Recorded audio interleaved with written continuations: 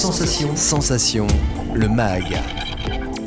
Bonjour à tous, bienvenue sur Sensation en association avec TV78. Je suis aujourd'hui avec Lionel Massetta, directeur du théâtre de Saint-Quentin-en-Yvelines, scène nationale. Bonjour. Bonjour. Alors, votre salle de spectacle se trouve à Montigny-le-Bretonneux. Vous êtes en collaboration avec d'autres salles de spectacle du territoire pour prévoir des spectacles hors les murs. Alors, quels sont les objectifs à travers ces spectacles hors les murs ? Alors, il y a deux catégories de spectacles hors les murs. Il y a le premier, c'est les partenariats que l'on peut avoir avec les autres salles du territoire, notamment celle de l'agglomération de Saint-Quentin. Et puis, il y a les spectacles des formes techniquement beaucoup plus légères qui circulent non seulement dans l'agglomération, mais également dans tout le département des Yvelines. Une cinquantaine de représentations par saison qui peuvent tourner dans les foyers ruraux, dans les centres sociaux, etc.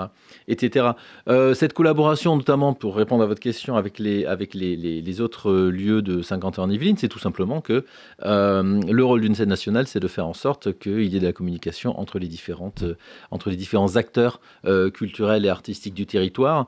L'idée n'est pas que chacun travaille dans son coin, mais de savoir comment est-ce qu'on peut travailler ensemble, soutenir les mêmes artistes, voire même en des temps de raréfaction des financements publics, comment est-ce qu'on peut mutualiser un certain nombre de moyens avec le même objectif qui est de faire se rencontrer et les artistes et les publics. Alors on va s'arrêter sur la programmation de votre salle de spectacle. On va commencer avec le spectacle Scotch. Alors c'est du 1er au 3 février. Alors dites-nous un petit peu plus sur ce spectacle. Le spectacle Scotch pose la question de savoir comment est-ce qu'on se débrouille avec les moyens du bord. En fait, il s'adresse aux jeunes enfants et à leurs familles. Là aussi, c'est un point important dans la programmation que les familles ne s'ennuient pas quand elles amènent les jeunes au spectacle. Les moyens du bord, en l'occurrence, c'est le Scotch qui va être manipulé de maintes façons différentes et qui va montrer que juste avec de l'imagination et avec très peu de moyens, on peut construire des mondes entiers.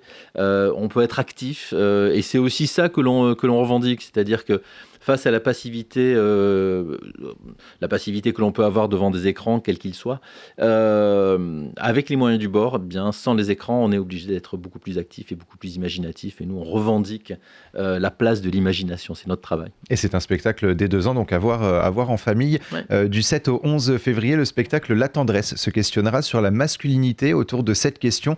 Qu'est-ce qu'être un mec aujourd'hui ? Alors, mais qu'est-ce qui attend le public, justement, lors de ces représentations ?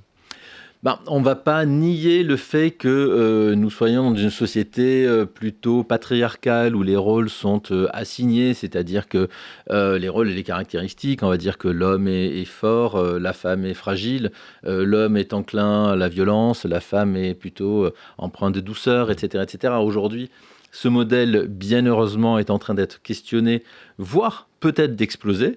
Et la question que se posent les 8, ou qui est posée aux 8 interprètes, qui sont à la fois danseurs, chanteurs, comédiens, qui sont absolument extraordinaires, c'est comment vous, jeunes gens, vous dépatouillez de toutes ces questions et de l'explosion du modèle patriarcal.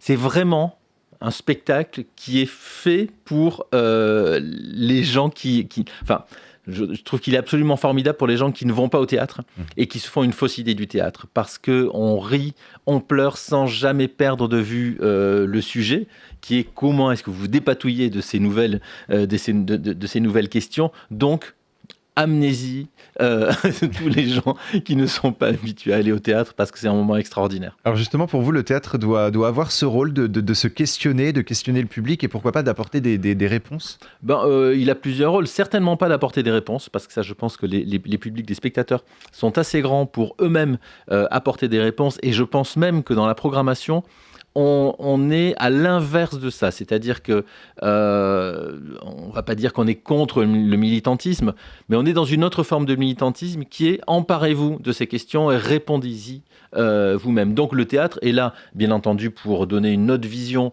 ou une vision décalée du monde dans lequel on vit. Et est aussi effectivement là pour nous poser des questions. En regardant différemment, on voit et on comprend les choses différemment. Donc on est là pour ça, entre autres. Et pour se donner une petite idée, on va écouter un extrait justement du teaser et on poursuit juste après. À chaque fois que je tombe amoureux, j'ai ce rêve d'un amour qui défie le temps. Ouais, on vieillit ensemble, y a pas de trahison. J'ai peur d'être déçu, putain. Je me demande, est-ce que grandir, c'est passer son temps à perdre des gens ? Je sais pas si je suis quelqu'un dont on se souvient. Je suis quelqu'un de très... Enfin, je suis pas atypique. Je suis assez banal, je crois. À notre âge, c'est trop la pression. On cherche. Il faut réussir, tu penses qu'à ça. Je me dis les 20 prochaines années de ma vie, j'ai une pile de livres et je fais que ça. J'apprends. Ma vie, c'est une succession de moments où je me suis dit, là c'est fini, c'est mort, je me relèverai pas. Alors tu tiens par la colère, tu te dis je vais tout brûler, moi y compris. T'as l'impression que tu respires dans le feu. Avec les années, je me suis forgé. La tendresse donc du 7 au 11 février. Le 9 février, il y a une rencontre qui est prévue avec Julie Bérez, donc la metteur en scène et l'équipe artistique du spectacle. Alors pourquoi organiser une rencontre autour de ce spectacle ? Ce spectacle plus spécifiquement nécessite une rencontre et va forcément donner lieu à un débat. Non, mais c'est la rencontre avec les artistes. C'est tout simplement pour des échanges de points de vue. Je pense qu'il y a des choses que les artistes doivent entendre. Il y a des choses que les publics peuvent entendre aussi. Quelles sont les intentions de la metteuse en scène, quelles sont les intentions des artistes qui sont sur scène. Voilà, c'est un échange. Il me semble important de casser ce qu'on appelle le quatrième mur, celui qui sépare les artistes du public. C'est la fin de la représentation, on est tous ensemble et puis on échange sur ce que l'on a vu. Il n'y a rien de pire que de sortir d'un spectacle et de passer tout de suite à autre chose. Je pense qu'un spectacle doit aussi infuser et les questions doivent rester encore quelques temps après la fin du spectacle. Et alors on continue la programmation avec le spectacle Frame by Frame. Frame by Frame, merci. Image par image. Mon accent anglais est nul. C'est le 10 février. Alors qu'est-ce qui attend le public justement pour cette soirée ? Alors, Frame by Frame, par l'Orchestre National de Jazz, c'est une sorte d'hommage au rock progressif. Alors, vous êtes, Jessie, trop jeune pour avoir connu le rock progressif, mais grosso modo, le rock progressif, c'est la fin des années 60, le début des années 70, avec des groupes emblématiques comme Pink Floyd, post-Syd Barrett, King Crimson, ou bien Genesis, mais Genesis, première période, quand ils faisaient une musique intéressante. Frédéric Morin, le directeur de l'Orchestre National de Jazz, a demandé à 4 compositrices de travailler à partir de morceaux assez emblématiques de cette époque et qui ont été composés par ces groupes-là, que je vous conseille absolument d'écouter. Toute la production entre 1969 et 1972 sont absolument formidables. Et elles vont travailler à partir des thèmes musicaux de ces artistes-là et créer autre chose. C'est-à-dire que des morceaux qui font 10 minutes, elles vont peut-être les porter à 15, 20, 30 minutes. Donc voilà, c'est un hommage au rock progressif. Et le 14 février, c'est un petit peu de musique avec Somewhere. Alors quels sont les objectifs justement de ce concert ? C'est de faire découvrir ou redécouvrir des compositeurs américains. Alors il y en a qui sont assez connus du grand public. Je pense à George Gershwin, qui a composé aussi bien pour le jazz que pour la musique, la grande musique classique américaine. Je pense également à Leonard Bernstein, dont on va entendre la version remarquable de West Side Story pour 2 pianos et donc 4 mains, par Sania et Lydia Bissiac. Mais il y a aussi des compositeurs qui sont peut-être un peu moins connus du grand public, comme notamment Copland. Voilà. Et puis on descendra un tout petit peu dans le sud des États-Unis.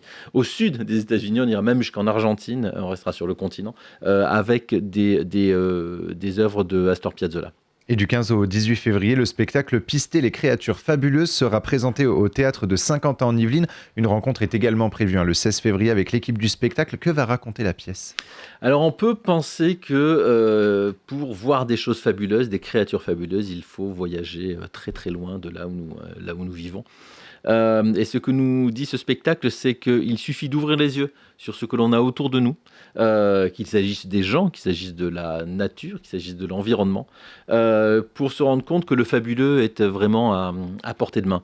Et voilà, et peut-être ne sommes-nous pas assez attentifs à notre environnement quotidien. Donc là, c'est une incitation à ouvrir les yeux sur l'environnement dans lequel nous vivons au quotidien. Et donc c'est du 15 au 18 février avec, je le rappelle, donc une rencontre du coup le 16 février, donc pareil pour pouvoir parler un petit peu de tout ça. Merci beaucoup Lionel Massetta d'avoir été avec nous sur Sensation. Donc je rappelle que vous êtes le directeur du théâtre de Saint-Quentin en Yvelines, scène nationale. On peut retrouver toute la programmation sur votre site théâtresqy.org ou sur notre site internet Radio Sensation. Et pour revoir ou réécouter cette émission, rendez-vous sur notre site et notre application Radio Sensation.